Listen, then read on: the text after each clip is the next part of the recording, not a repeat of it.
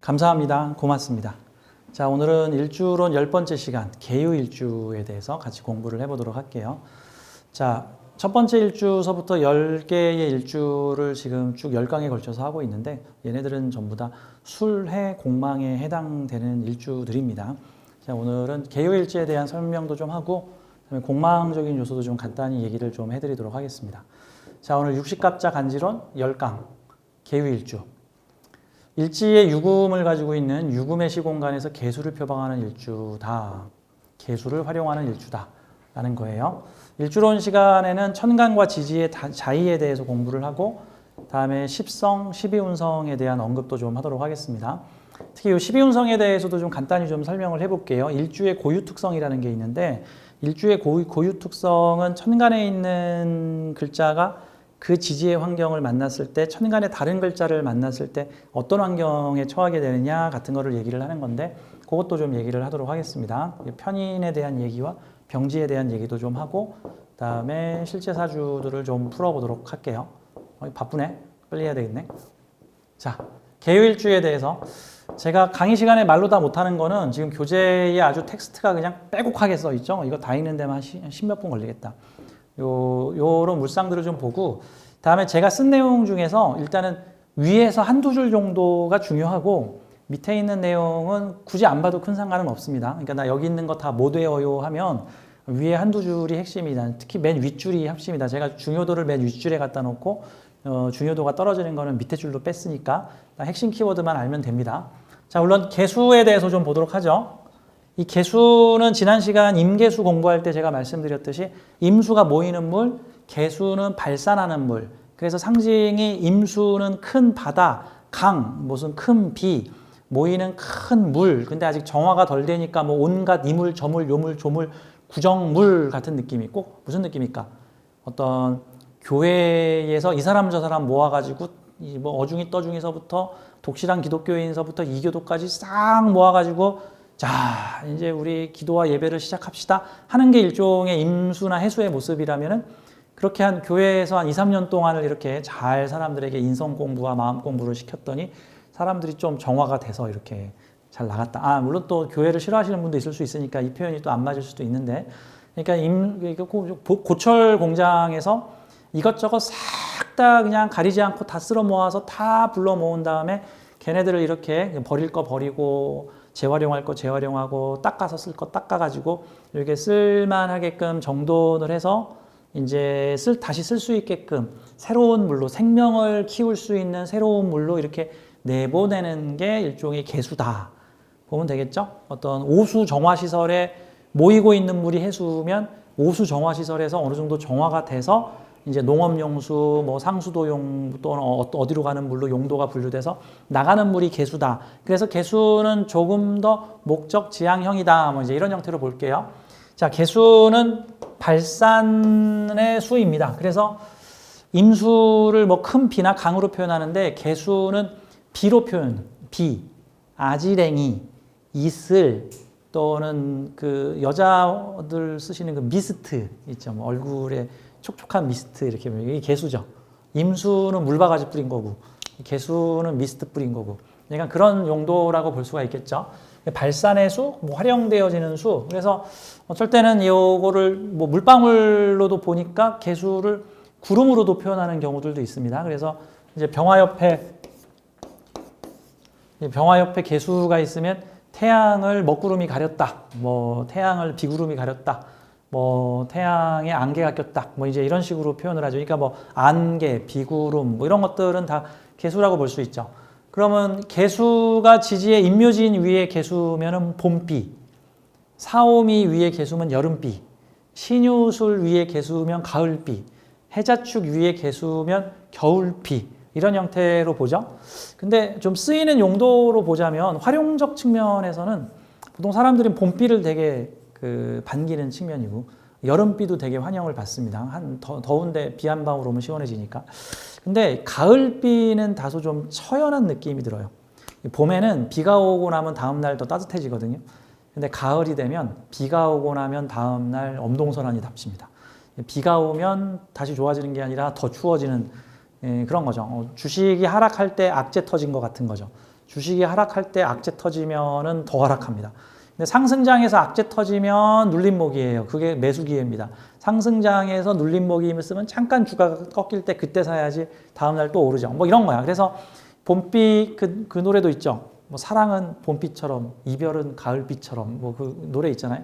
그게 뭐야? 그 봄비는 마치 사랑을 맞이하는 느낌이고 가을비는 이별이니까 뭐 처연하고 쓸쓸하고 뭐 슬프고 외롭고 뭐 그래서 이게 이 신유술월의 개수나 이렇게 일지에 아예 그냥 개유라고 해서 금을 가지고 있는 개수 같은 경우는 다소 좀 처연한 정말 같은 가을비로 웅축된 같은 거예요. 다음 임신하고 개유는 비슷한 점도 많지만 다른 점도 많죠. 오행적 측면에선 같은 수고 같은 금이니까 공통점이 많은데 임신은 장생수야. 지금 태어나는 물 같은 건데 개유는 꼭 세상 다 산 물 같은 느낌이에요. 왜냐하면 12운성적으로는 얘가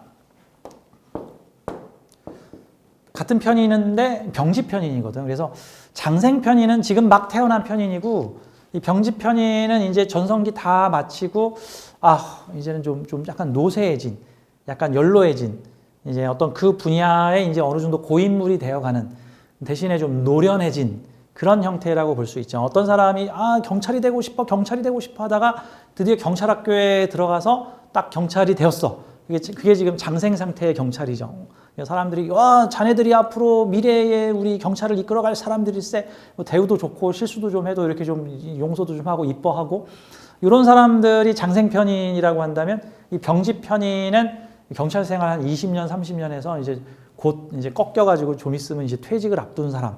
그래서 이게 보통은 생지하고 사지하고 병지는 한 끗 차이죠. 병지 다음이 사지인데 이 사지는 죽는 자리라는 뜻이고 생지는 태어나는 자리라는 뜻인데 비유를 하자면 일종의 이취임식 같은 느낌 있죠. 뭐 예를 들어서 뭐 국회 뭐 무슨 장관 이취임식 하면은 먼저 그 물러나는 사람 행사를 먼저 하고 그 행사가 끝나자마자 바로 새로 취임하는 사람의 그 행사를 진행을 하죠. 거기서 물러나는 사람 사지, 새롭게 시작하는 사람 생지. 자, 근데 연륜은 누가 더 많을까? 물러나는 사람이 연륜이 더 많은 거야. 생지는 의욕은 높지만 아직 안 해본 사람들이야. 그래서 연륜은 좀 떨어지지만 의욕이 강한 것, 이게 생지 상태.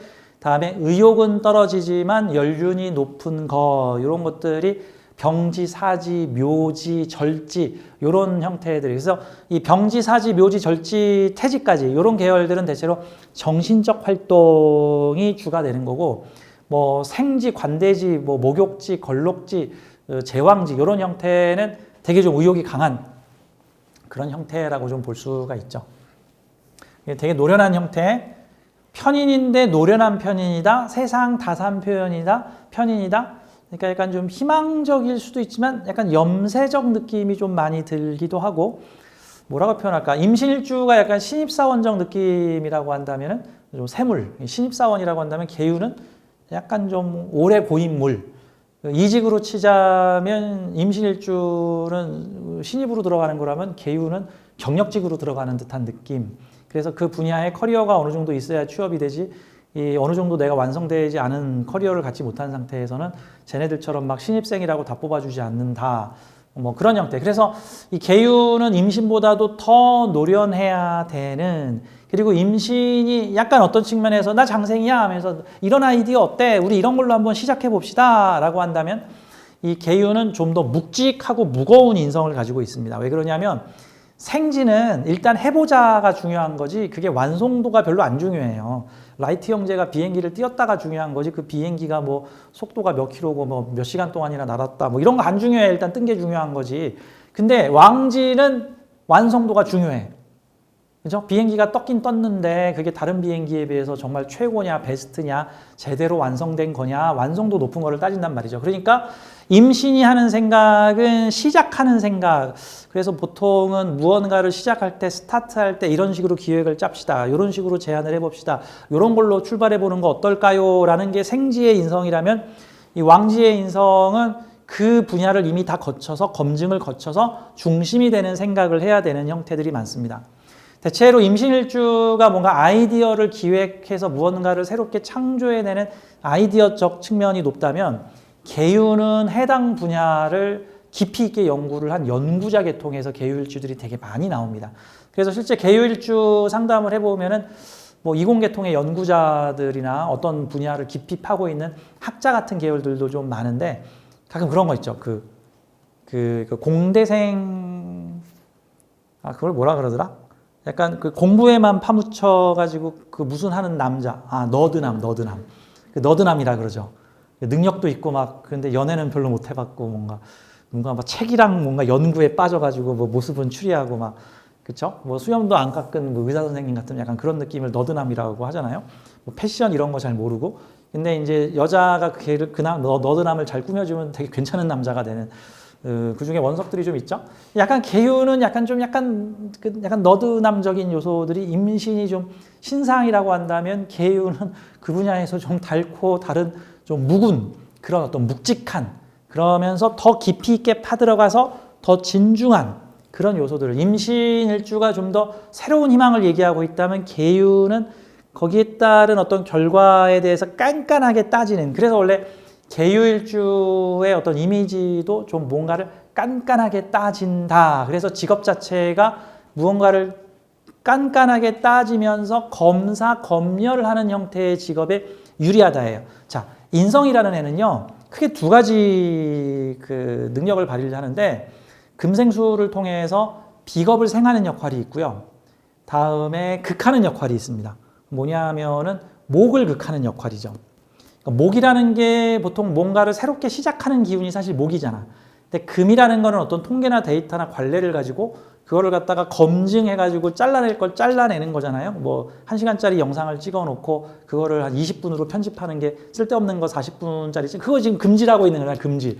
막 이 말 저 말 아무 말 대잔치 했으면 그게 목인 거고 거기서 필요한 것만 딱 잘라가지고 칼같이 편집하는 거는 금이 하는 일이죠. 그런데 임신은 주로 그 칼질하는 요소보다는 신자합수는 생하기에 잘 되기 있기 때문에 주로 생하는 용도에서 잘 쓰여지고 요 계유는 예리한 칼로 예리하게 잘라내거나 결정하는 형태에서 많이 그래서 임신이 뭔가 기획을 하는 형태나 무언가를 창조하는 형태에서 많이 아이디어 창조에서 많이 쓰여진다면 계유는 식신상관이 하는 것을 엄격하거나 정밀하게 제어 통제하는 형태 그러니까 승인, 심사, 심의, 뭐 결제 뭐 이런 형태들 너 그거 하기 전에 나한테 허락 받고 해 너 나한테 승인 받고 해 나한테 허락 받고 해 내가 자격 부여하는 사람이야 내가 하라고 하면 너 해야 돼 이런 거 있죠. 회사 내에서도 그런 거 하는 부서들 있죠. 재무팀 같은데 각 사업부에서 사업계획 승인을 거쳐서 통과가 되면은 이제 거기에 대한 예산을 계획해가지고 이제 재무팀에다가 올리면 재무팀에서 거기서 한 번 더 자르죠. 야, 우리가 달라면 다 주는 데인 줄 알아? 아니, 그래도 본부장님이 승인하셨는데, 임마, 우리 팀장은 부사장이야. 본부장보다 더 세. 야, 요거 보니까 쓸데없는 내용들이 들어가야 돼. 요거 다시 한번 검토해 갖고 오고, 왜 내가 이 돈을 결제를 해줘야 되는지 나를 더 설득시켜. 자료 더 갖고 와. 뭐 이런 거 아니에요? 업체 두세 군데 견적 더 받아 갖고 와. 이 업체가 지금 비싼 건지 싼 건지 어떻게 알아? 이런 것들. 그 다음에 품질관리팀. 보통은 자재구매팀. 예를 들어 제약회사 같은 데에서는 그 약을 만들기 위해서 최상의 원재료를 구하기 위해서 전 세계를 다니면서 재료를 구하러 다니는데 그거 일일이 다 테스트하고 심사해보고 가격하고 품질 비교해가지고 반드시 요 약재를 써야 된다. 히말라야산 소금을 쓰겠다.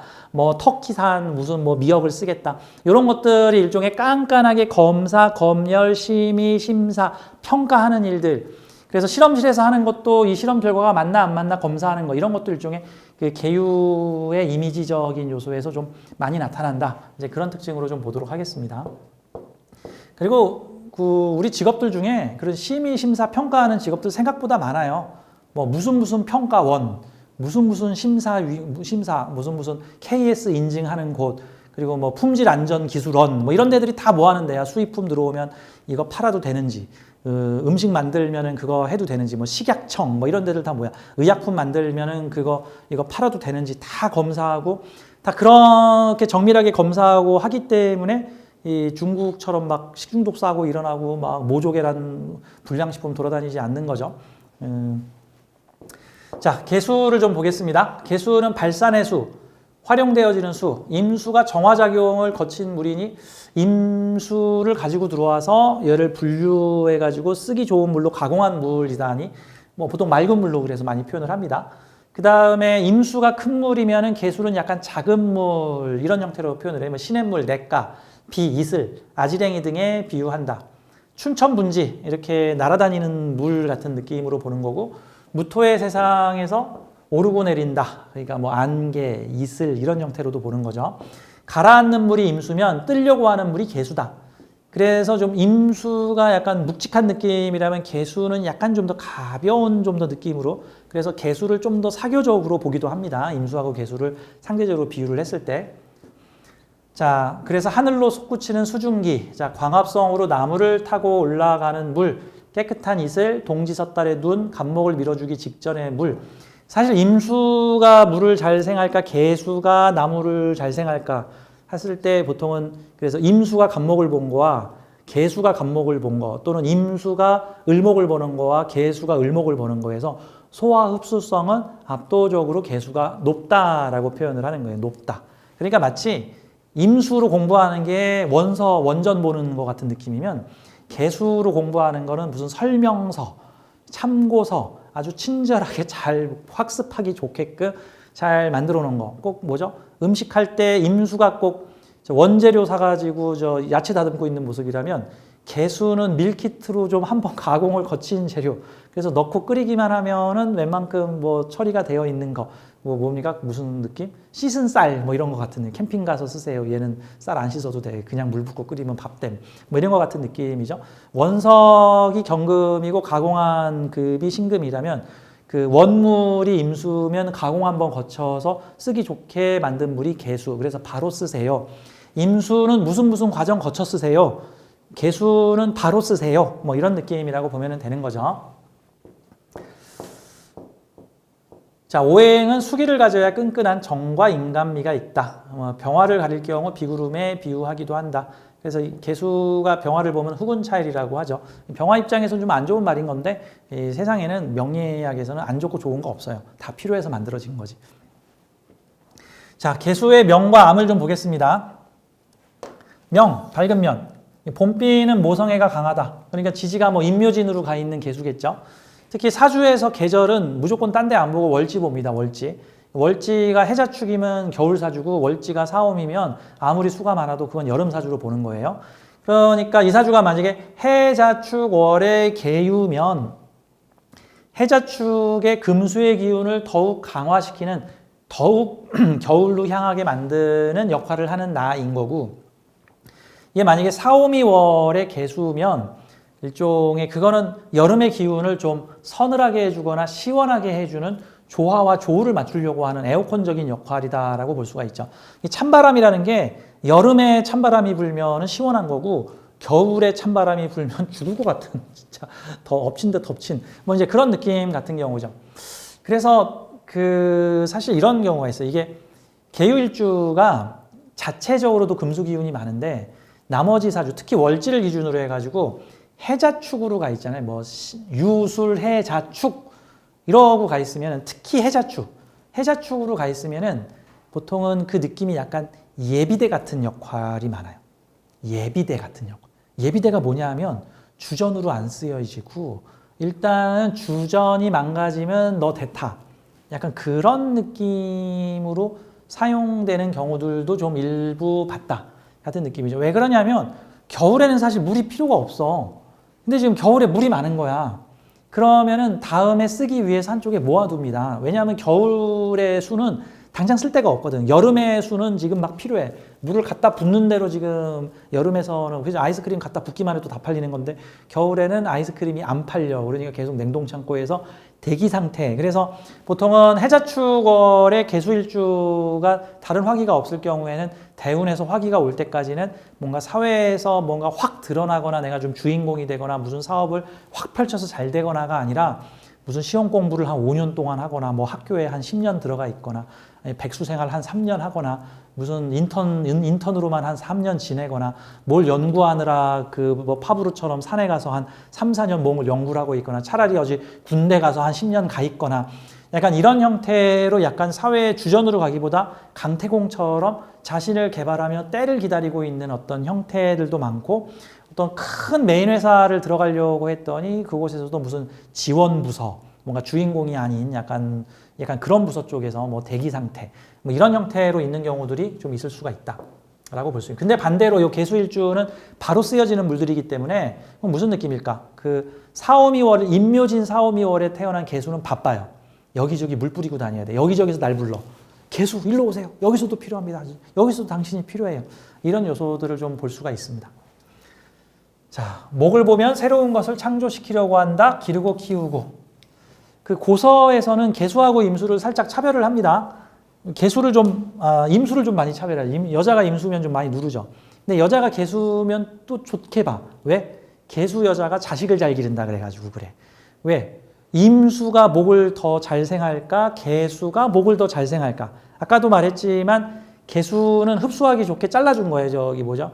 그래서 애완동물한테 고기를 줄 때 그냥 가공하지 않으면 고기 덩어리를 준 게 임수라면 이걸 먹기 좋게 익혀가지고 이게 잘게 잘라서 그냥 흐르륵 흡입할 수 있게 준 게 그게 개수야. 그러니까 수생목이 되게 잘 돼. 그러니까 효율성이 좋아. 누군가를 기르고 키웠더니 걔네들이 금방금방 커. 바로바로 커. 보통 임수가 목을 키우면 임수도 시행착오들을 거쳐가면서 자기도 성장해 나가면서 상대도 성장시키는 데 시간이 좀 걸리는데 개수는 이미 완성된 선생이야. 그냥 완성된 선생. 나는 이미 완성했어요. 임수는 지금 완성하려는 선생이고. 그러니까 바로바로 수를 키운다. 아이 타고난 어떤 모성애를 가진 엄마다. 어디서 애를 키울 수 있는 방법 다 배우고 온 사람이다. 약간 이런 느낌이라고 볼 수가 있는 거죠. 자, 뭐 뒤끝이 약하면 용두사미가 되기 쉽다. 뭐 의심이 많다. 좋게 보면 조심성. 뭐 이런 것들은 뭐 예민성, 디테일 이런 것들이 있다라고 옛날 책에서는 얘기를 하기도 합니다. 자, 개수가 유금 위에 앉았는데 이제 유금의 특성을 좀 보도록 할게요. 유금. 동물로는 닭이죠, 닭. 서산일락. 서산의 저무는 태양이다. 촛대라는 형태로도 보고요. 등잔으로도 봅니다. 그래서 특히 이 개유 말고 정유 같은 경우가 촛대 물상으로도 되게 많이 보죠. 이게 정화가 올라갔는데 금속으로 딱 되고 있으니까 종교 활인성으로도 좀 보기도 합니다. 근데 신금하고 유금의 차이는 제가 신금은 무시무시한 쇳덩이 이런 식으로 많이 그래서 뭐 중공업 뭐 움직이는 쇳덩어리 보통 뭐 배, 자동차, 비행기 이런 형태로 얘기를 했다면 개수는 정밀장비 쪽으로 많이 씁니다. 그래서 어떤 빛과 통신을 상징하는 병정화 기운과 또는 지지의 사오미 기운 그 다음에 어떤 정밀한 금속이나 가치가 함축된 보석 같은 이게 지금 부피 대비 가치가 높다는 거죠. 그런 것들을 상징하는 유금이 만나면 이게 정보통신이나 뭐 과학, IT 보통 이런 걸로도 좀 많이 상징을 하기도 해요.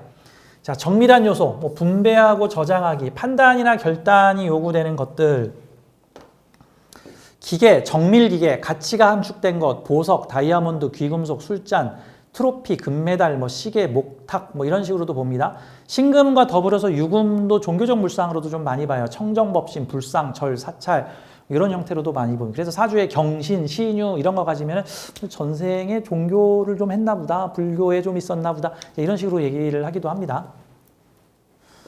뭐 방사선, 사진, 전화기, 가전제품, 반도체, 날카로운 칼, 면도기 뭐 이런 식으로도 얘기를 하고요.